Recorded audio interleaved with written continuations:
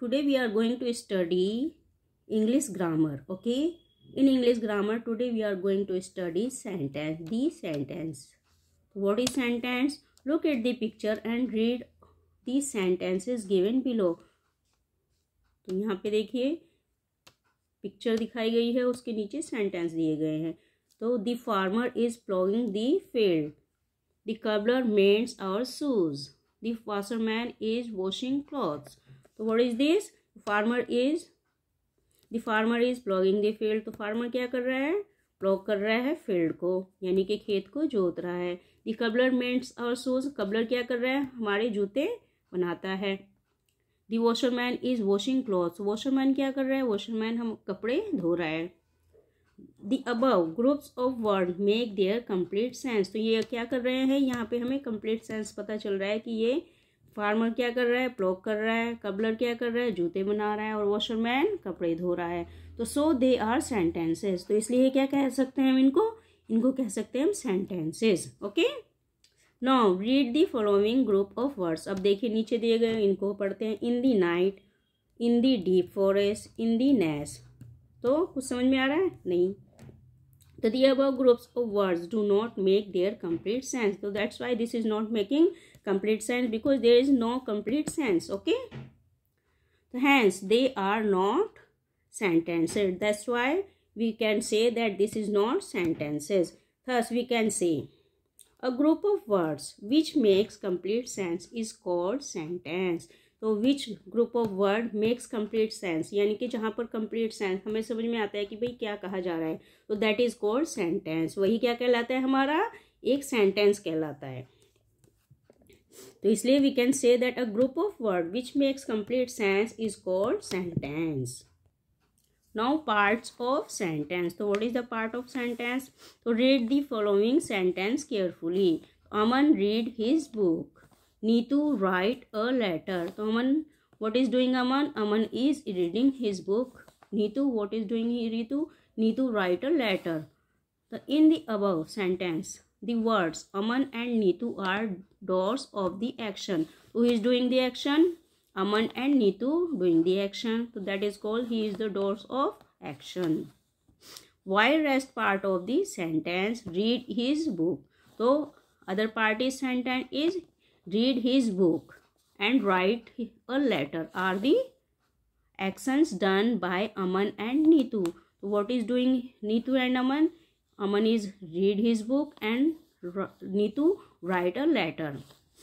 So thus a sentence has two parts. That's why we can say that sentence has two parts. First is subject, second is predicate. So subject, what is subject? Subject is the doer of a action or the person or thing which is talked about, यानी कि जो भी कार्य कर रहा है या जो भी उसके द्वारा किया जा रहा है वो क्या कहलाता है?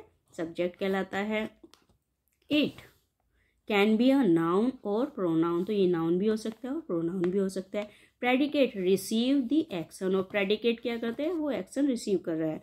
तो in the above sentence subject Aman and Neetu and predicate read the book, write a letter.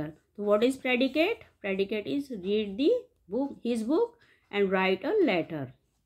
So that's why we can say that there is two part of a sentence. First is subject and second is predicate. Next kind of sentence. So there are four kinds of sentence. तो sentence के कितने भाग हो गए हैं? 4. Statement और declarative, interrogative sentence, imperative sentence and exclamatory sentence. So first declarative sentence makes statement or remark like Jawaharlal Nehru was the first prime minister of India. ये क्या एक रिमार्क बनाते हैं जिससे कि ये पता चलता है कि हाँ भाई ये हो चुका है, यानी कि हुआ था. क्या हुआ था? Jawaharlal Nehru was the first prime minister of India. Yes, this is. तो the peacock is a beautiful bird. तो पिकॉक क्या होता है? एक ब्यूटीफुल बर्ड होती है. तो ये क्या है? रिमार्केबल है. तो that is called declarative sentence. A declarative sentence end with a full stop. तो ये क्या है? इससे क्या होता है? इसका अंत होता है एक पूर्ण विराम से, यानी कि फुल स्टॉप से होता है. तो इंटेरोगेटिव सेंटेंस, तो व्हाट इज इंटेरोगेटिव सेंटेंस? तो interrogative sentence ask question like what is your favourite food, who teach you English, who are you, where do you live. तो देखिए यहाँ पे क्या है, क्वेश्चन मार्क है, तो इसीलिए कहते हैं इसको इंटेरोगेटिव सेंटेंस। यानी कि जब हम किसी से कुछ पूछते हैं किसी भी चीज़ के बारे में, चाहे वो what is your favourite food, तुम्हारा प्रिय भोजन क्या है, हु टीच यू इंग्लिश, तुम्हें इंग्लिश कौन पढ़ाता है, हु आर यू, तुम कौन हो, वेयर डू यू लिव, तुम कहाँ रहते हो, तो उसे हम क्या कहते हैं, interrogative sentence. N interrogative sentence end with a question mark, तो इसका अंत कैसे होता है, इसका अंत होता है क्वेश्चन मार्क से। नेक्स्ट है हमारा imperative sentence, express command and orders like please give me your pen. तो ये क्या होते हैं, जब हम किसी को कोई मतलब कुछ करने के लिए कहते हैं या किसी से कुछ मांगते हैं तो उसे हम क्या कहते हैं, इम्पेरेटिव सेंटेंस। तो ये क्या है, कमांड या ऑर्डर, यानी कि किसी को कमांड दी जाती है या ऑर्डर दिया जाता है। तो देखिए कैसे, please give me your pen, कृपया मुझे अपना पेन दे दो, कम हियर, यहाँ आओ। तो imperative sentence also and with a full stop, तो इसका भी अंत कैसे होता है, फुल स्टॉप से होता है।